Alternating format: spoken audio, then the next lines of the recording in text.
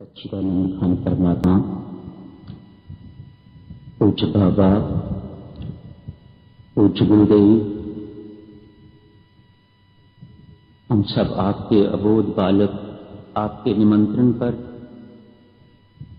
आपने हमारे नाम स्वीकार किए हैं। हम यहाँ आपके दरबार में एकत्रित हुए हैं। हमारा साष्टांग दंडवत प्रणाम स्वीकार कीजिएगा प्रभु। कोटि कोटि प्रणाम अर्ज करते हैं हम। हमारा बारंबार प्रणाम स्वीकार करें।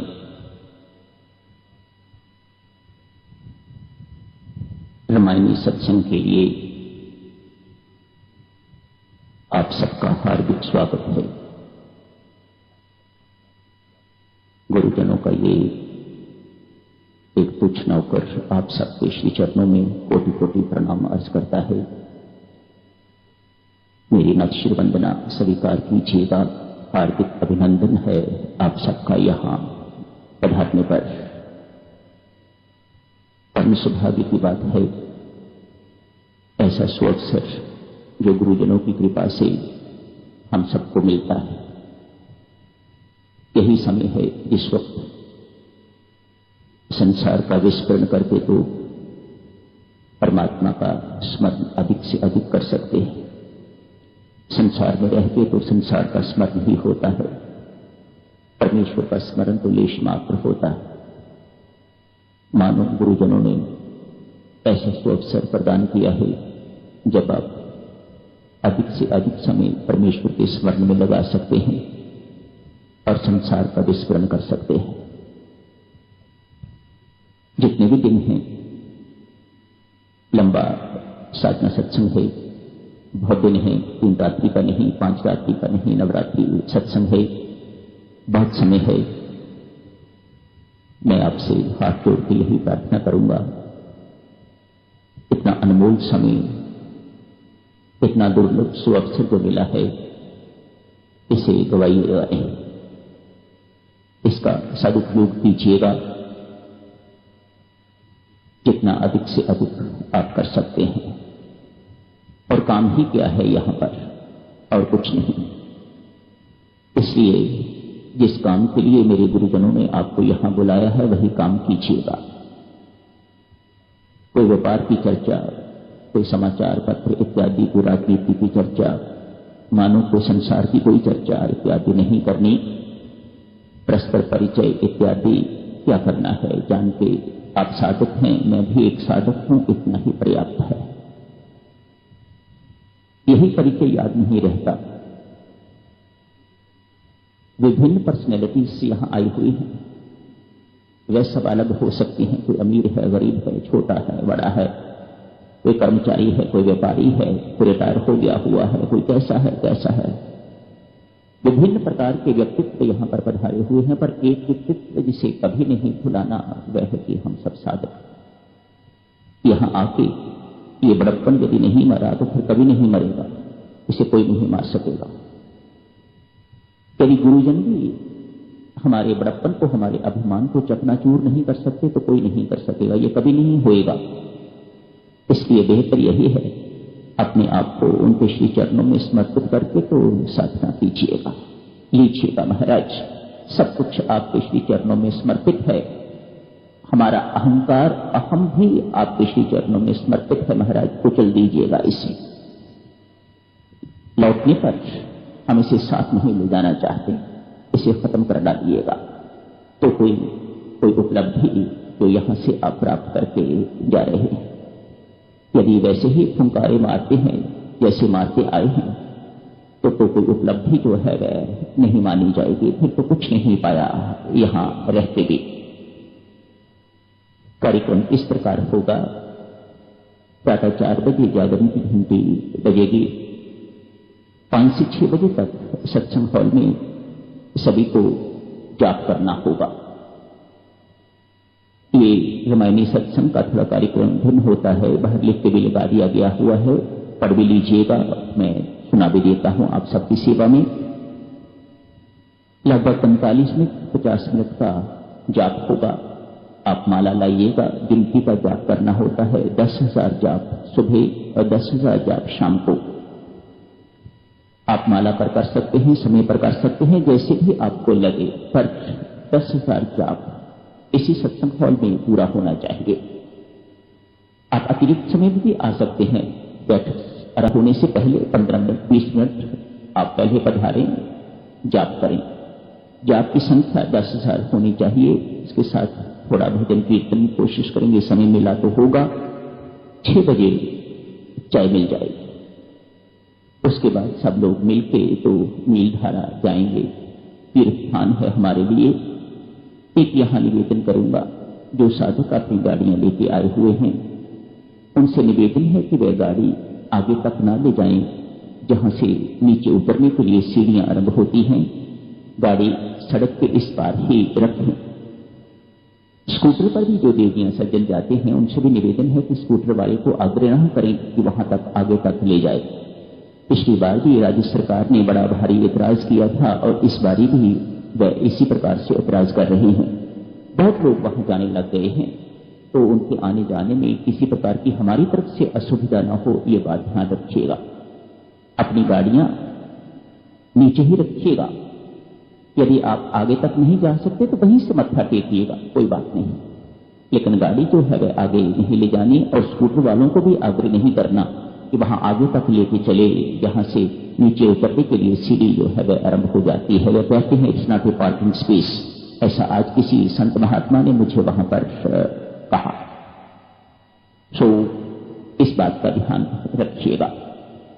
8 बजे नाश्ता मिल जाएगा। यहां पर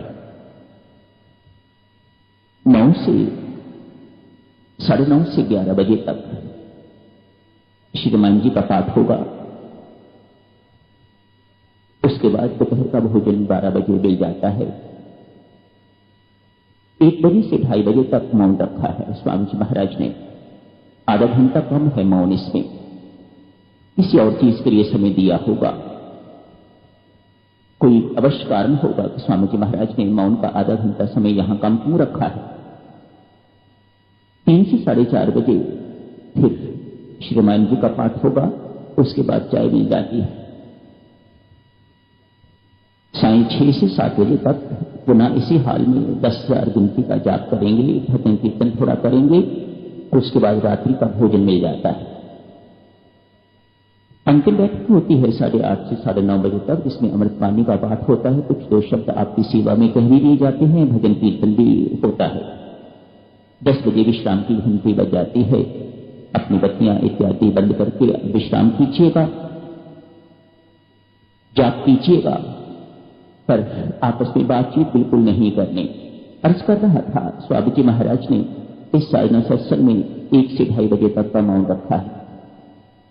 तो शेष समय क्या करना होगा? इसमें अखंड जाप भी नहीं होता। गीता जी के पाठ के लिए भी स्वामी जी महाराज ने नहीं कहा कि साथ करिएगा, पर न ही ये कहा है इसके अतिरिक्त आपको 20,000 जाप करना है। तो फिर क्या करना है?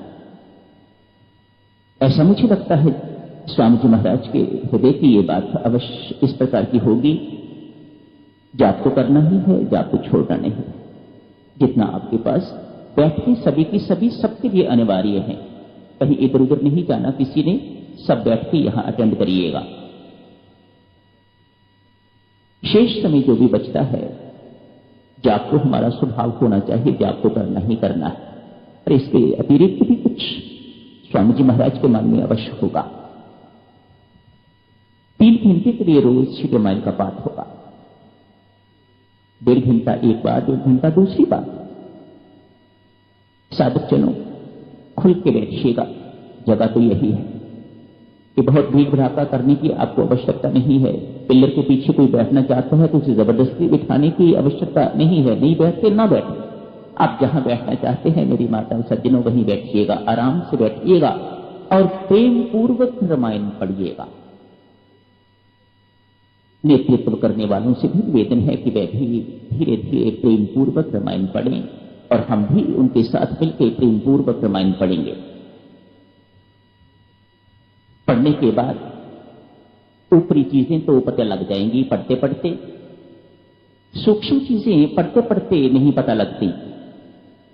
वह जिस वक्त आप जाप करेंगे तो वह प्रसंग आएगा।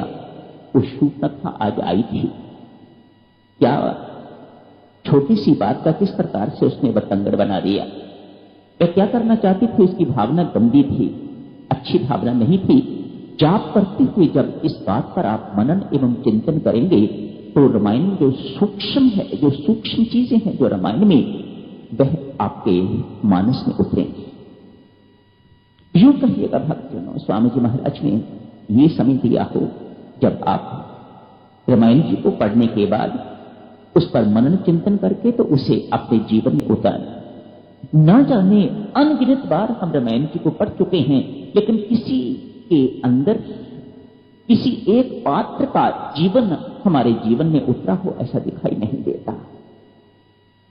विडंबना है ना। संत महात्मा कहते हैं रामायण पढ़ने का तभी अर्थ है यदि अपना जीवन आप वह परब्रह्म परमात्मा जिसने अपने आप को मानव बन के तो नरलीला करी है, यदि अपना व्यक्तित्व, अपने कर्म, अपने आचरण, अपने विचार उनसे तुलना करें कि हम कहां खड़े होते हैं, तब रामायण पढ़ने का फायदा है। असंभव नहीं है भक्तजनों, मत सोचिएगा कि हम कभी राम नहीं बन सकते। नहीं, राम का काम ही है सबको राम बनाना। वह राम आपको बनाते रहेंगे, आज नहीं तो कल, कल नहीं तो परसों, अगले जन्म में, उससे अगले जन्म में वह आपको बनाते ही रहेंगे। अभी से क्यों नहीं? आपका सहयोग होना चाहिए। वह बिल्कुल तैयार, आपको राम बना के रहेंगे। वह राक्षसों को राम बना सकते हैं तो हम तो इंसान मानव बनाया, साधक बनाया है हमें वह राम क्यों नहीं बनाना चाहिए। शेष समय जितना भी है देवियों सज्जनों, जाप करते हुए रामायण जी पर जो पड़ा है, प्रसंग आया है, उस पर मनन चिंतन कीजिए। आखिर रावण के पास सब कुछ था, क्यों वह इतना असंतुष्ट था? क्यों उसके अंदर इतनी तृष्णा अधिक थी? क्या हमारी हालत भी बिल्कुल वैसी ही है? सब कुछ होते हुए भी शांति को, सीता माता को चुरा के भी ले गया है, लंका में वह विराजमान है, लेकिन उसके बाद भी इतना अशांत है वह क्यों? क्या उसका व्यक्तित्व तो हमारे साथ मिलता जुलता नहीं है? इन बातों पर चिंतन मनन कीजिएगा और कैसा होना चाहिए ये अपने आचरण में, अपने जीवन में इसे उतारिएगा। भले ही अखंड जाप नहीं है, लेकिन अखंड जाप का कमरा तो अभी खुला है। अभी थोड़ी देर में जाके मैं अधिष्ठान जी की लाइट जला दूंगा, जलती रहेगी जब तक साधना सत्संग की समाप्ति नहीं होती। आपको वह लाइट कभी बुझानी नहीं, अधिष्ठान का पर्दा गिराना नहीं, जैसा है रहने दीजिएगा। हाँ, पंखा लाइट दूसरी जलती है, कोई नहीं है, ऑफ कर दीजिएगा बाहर निकलने से पहले। सुबह 6 बजे से लेकर शाम को 6 बजे तक महिलाएं किसी वक्त भी वहां जाएं, बाहर बैठें, अंदर बैठें, जाप करना चाहें, ध्यान लगाना चाहें, चिंतन मनन करना चाहें, करें। इसी प्रकार से सांझ 6 बजे से लेकर प्रातः 6 बजे तक पुरुष किसी वक्त भी वहां जाएं, जाके बैठें, भीतर जाप करें, ध्यान लगाएं। इसलिए ध्यान की बैठक नहीं है, वहां आप ध्यान लगा के चाहे तो वहां ध्यान लगा सकते हैं। आप जाएं, जाप करें। 15 मिनट कम से कम पहले वहां से उठ के तो यहां पर पधार जाए, किसी को उठाना ना पड़े। आइए, बैठक का समय हो गया है, आप मेहरबानी करके उठिएगा। कोई संख्या तो ऐसी है नहीं कि इतना जाप करना है इसलिए हमें बैठे रहना है वहां, ऐसी कोई बात नहीं। कम से कम 15 मिनट पहले नीचे पधार जाइएगा, बाहर बैठे, अंदर बैठे, प्रेम पूर्वक श्री रामायण जी का पाठ कीजिएगा एवं जाप कीजिएगा। जाप भक्तजनों, स्वामी जी महाराज ने बाहर सड़क पर घूमते हुए यहां चक्कर लगाने वाला जाप नहीं रखा।